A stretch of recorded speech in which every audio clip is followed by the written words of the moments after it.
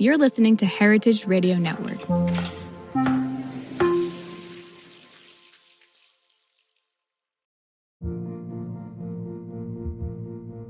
Again, when you think of migrants, especially in the United States, what we often think of the migrants' everyday food is usually the celebration food of the old home, of the old country. Because when people leave a place and go to a new place, they're usually poor and they struggle. Yeah. But once they get their footing and start to prosper, they remember the good times food of the old country or back home. And so they eat that on a more regular basis because it's a sign of status, right? It's a way to feel good. As Adrian Miller just noted, the flavors of home can imprint upon us, regardless of where we physically find ourselves. So it begs the question, do the physical boundaries of where we live actually shape who we are? When we dig deeper, long histories of communities reclaiming their power through food emerge. So to better understand that crucial connection between food and identity, for today's episode, we went back into the HRN archives and discovered what makes us, well, us. I'm Taylor Early, and this is Meat and 3 on HRN. Meat and 3. Meat and 3. Meat and 3. One meat, 3 sides. Food, news, and storytelling. A square meal. For your ears. Meat and 3.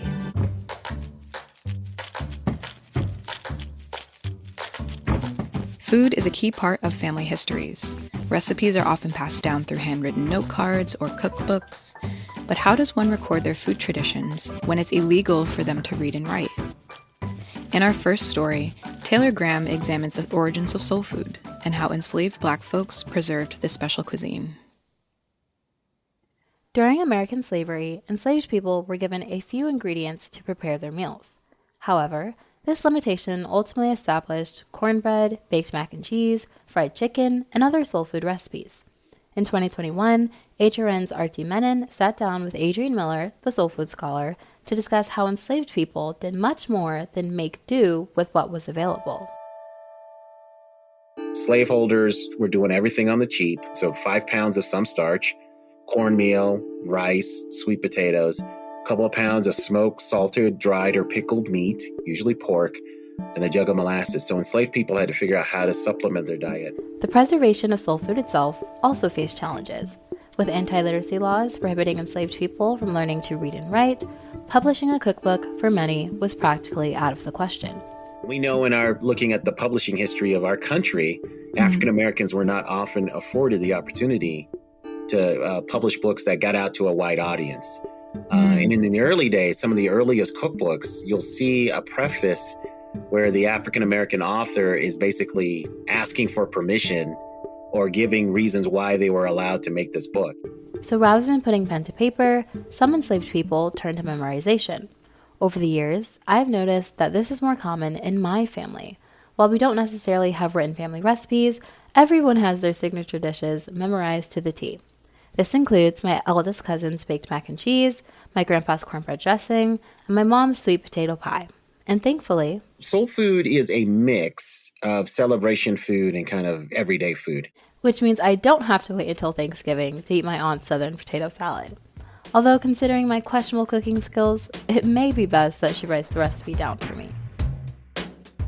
For many Americans, there is nothing that roots them to a particular food.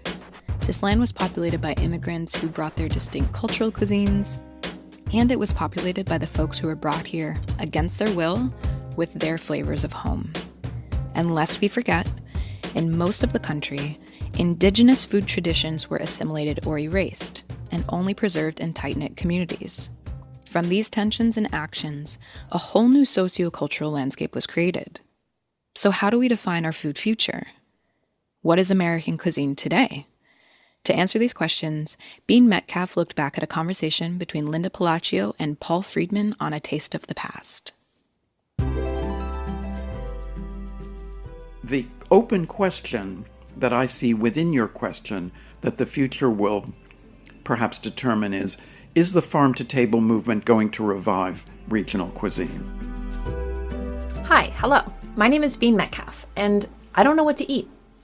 My great-grandparents were immigrants from various parts of Europe. My grandparents grew up on the East Coast, my parents moved to the Southwest, and I live in Oregon. We're scattered around different regions. We don't have any culinary heritage, and I've never cooked with my grandma. And if I'm a modern American, what is American food? What is my food?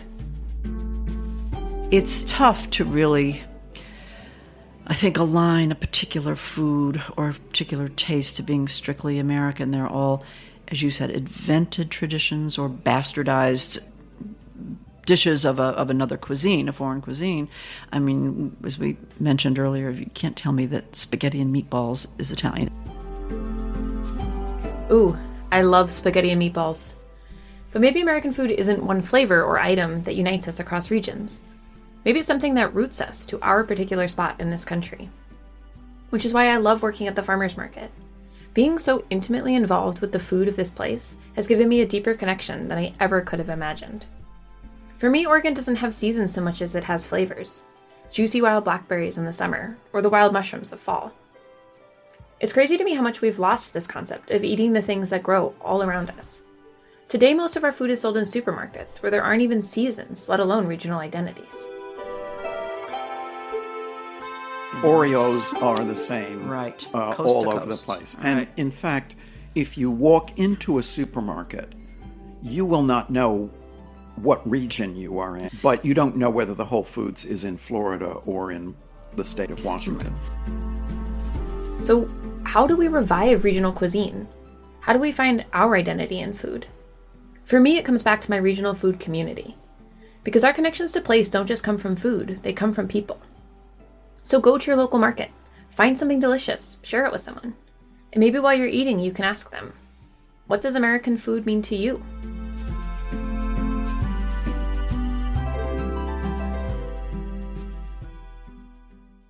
Perhaps the best way to discover your place in the world of food is to grow your own. I certainly think so. So, what happens when we build systems that empower children to learn about and guide their own food choices? Alice Waters tested this theory when she created the Edible Schoolyard at a Berkeley middle school in 1995. Jessie Nicely looks back at how this legacy has impacted her life through an interview with Alice on Inside Julia's Kitchen. And I said, oh my God, it's a garden. It's a beautiful garden. I grew up in Berkeley and had the privilege of experiencing the original Edible Schoolyard at MLK Middle School. I can see now how much that hands-on learning shaped my culinary identity and interactions with food. Most kids don't have much control over what they eat at home, so having a safe and supportive environment to explore in can be crucial to the development of their relationship with food. Students absolutely become engaged with food when they learn how to cook it in a kitchen classroom. In the Edible Schoolyard, we were trusted to use knives, cook on a hot stove, and pull plants straight from the garden. While it certainly wasn't the same as working on an actual farm, it allowed even the most unruly of students to take ownership of something and work collectively towards a shared meal. It's teaching about nourishment in a deep way. And these students really understand it. In 2001, I was in 6th grade, and No Child Left Behind was forcing schools to rapidly standardize education. The industrialization of food had already created a huge distance between consumers and their food sources. People didn't know where their food was coming from, and if adults had no idea, then the kids definitely didn't stand a chance. Schools were following a similar path towards singularity and industrialization. We were being pushed, like our food, into a system that was focused on efficiency and output. It's sort of one size fits all. And we are not really engaging the students in a way that's meaningful and empowering for them. Having a garden to escape to was crucial in helping us maintain our identities and community. While nurturing the garden, we could grow our own skills and find our place within a collective. Cooking and gardening are such beautiful places to feel empowered because you're able to choose a seed, to plant it, to see it grow. Since its founding in 1995, the Edible Schoolyard Project has expanded to include over 5,800 programs across the country. The programs focus on meeting children at their level, and educating them about ingredients and food practices helps prepare them for the real world. It doesn't hurt that lesson comes with a side of fresh, delicious food.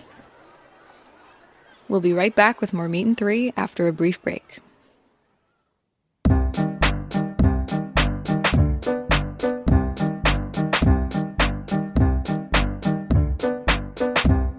This episode is brought to you by Wisconsin Cheese. There's a reason when you think of Wisconsin, you think cheese. Cheese is a huge part of Wisconsin's history and future. In Wisconsin, the state of cheese, the tradition of cheese-making excellence began 180 years ago, before Wisconsin was recognized as a state. Immigrants traveled to settle in this lush green hills of Wisconsin, bringing their cheese-making traditions with them. These storied skills, combined with the freshest milk available, created a cheese-making culture that is uniquely Wisconsin. Wisconsin's 1,200 cheesemakers, many of whom are third and fourth generation, continue to pass on old world traditions while adopting modern innovations in cheese-making craftsmanship. Find your next favorite cheese at wisconsincheese.com. We're back and heading to the South to continue the conversation about identity, place, and food. In season 15 of Meat and Three, we celebrated the Black women and femmes leaving their mark on the culinary world. They really put the heart and soul into soul food. And the best part of a soul food spread? There's always room at the table. For our next story, Hugh Wen considers how a new generation of diverse voices is reimagining the South. As Andre 3000 proudly said, the South got something to say.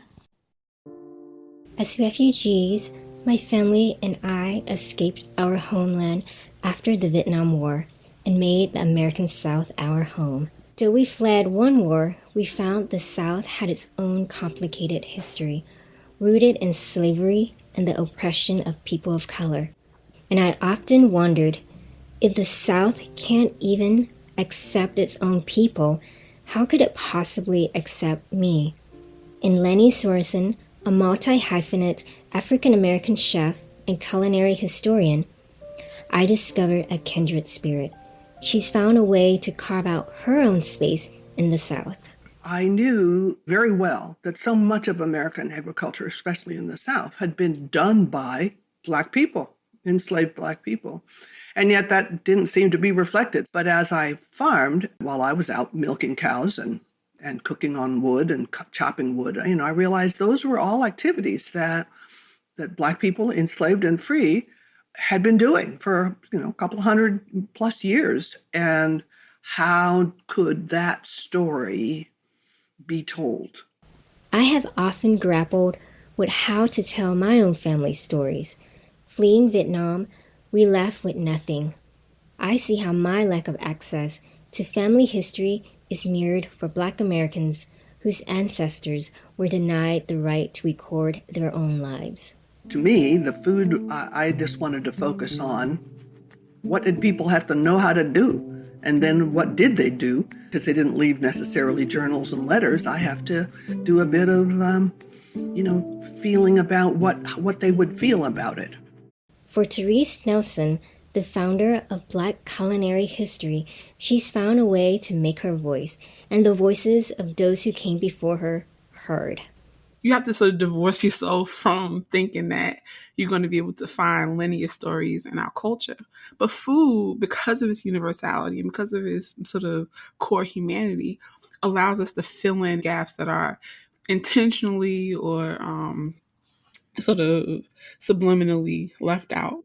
In order to forge a new South, there's no denying that more work needs to be done to question and dig deeper into long-held assumptions of what it means to be a Southerner.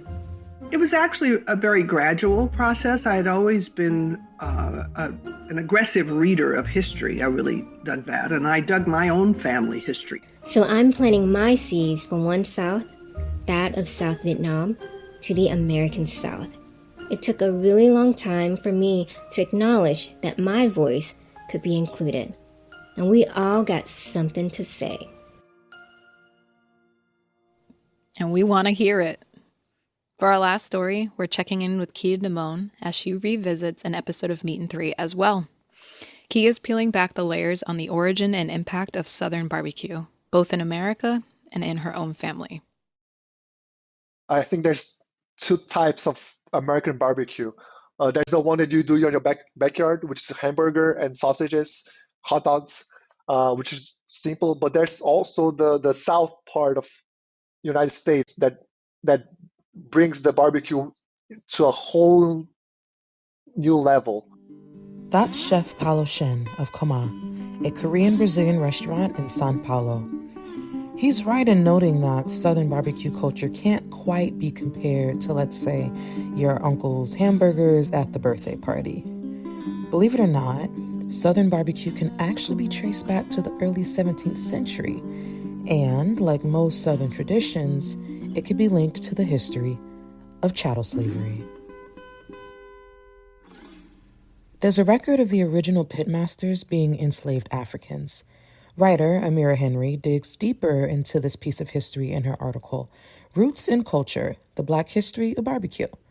She says, usually the person manning the pit was someone with a lot of cooking experience and someone with enough strength to manage the large animals being prepared. Low and slow cooking, meat smoking, and whole hog roasts are practices that survived the transatlantic slave trade. They've been passed down from generation to generation, resulting in a co-cultural American culinary staple. I'm also fondly recalling a day I spent in Asheville with my friend and peer, Chef Silver, a Filipino Southerner and owner of Nang Jr.'s. I stood in his yard drinking tea while he periodically bathed these pork butts in some kind of a vinegar marinade, a technique he learned from his early days as a pitmaster that nods to Estonian-style barbecue. It's pretty cool. The moment was a true testament to the distance foodways can travel. Being a Black Southerner with Gullah Geechee roots, I see the colonial origins of barbecue in my own family. Take my uncle, for example. Every year, I look forward to when he drives up for family gatherings. See, 48 hours prior, he's already got his ribs seasoned.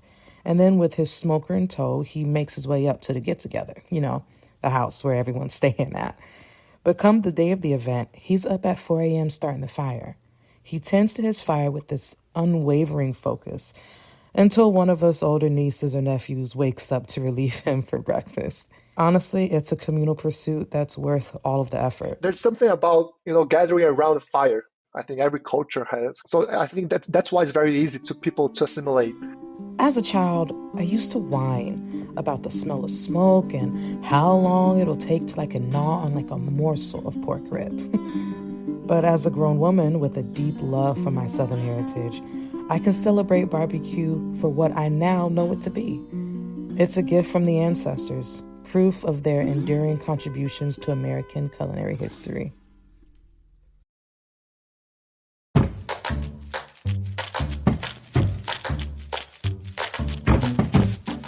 That's our show. Thanks for listening.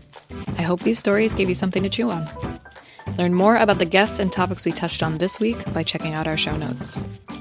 This episode of Meat and Three was reported by Taylor Graham, Bean Metcalf, Jesse Nicely, Hugh Huen, and Kia Damone. Our lead producers on this episode were Jesse Nicely and Bean Metcalf. Our executive producers are H. Conley and me, Taylor Early. Meat and Three is engineered by Sam Girardi. Our theme song was composed by Breakmaster Cylinder. This program is supported in part by public funds from the New York City Department of Cultural Affairs in partnership with the City Council. Meat and Three is powered by Simplecast. Meat and Three is a production of Heritage Radio Network, the world's pioneer food radio station. Learn more at heritageradionetwork.org and follow us at heritage_radio and at meaty.graham. And please stay in touch. Whether you have a story idea or just like to say hey, write us at ideas@meat3.nyc, and that's all spelled out.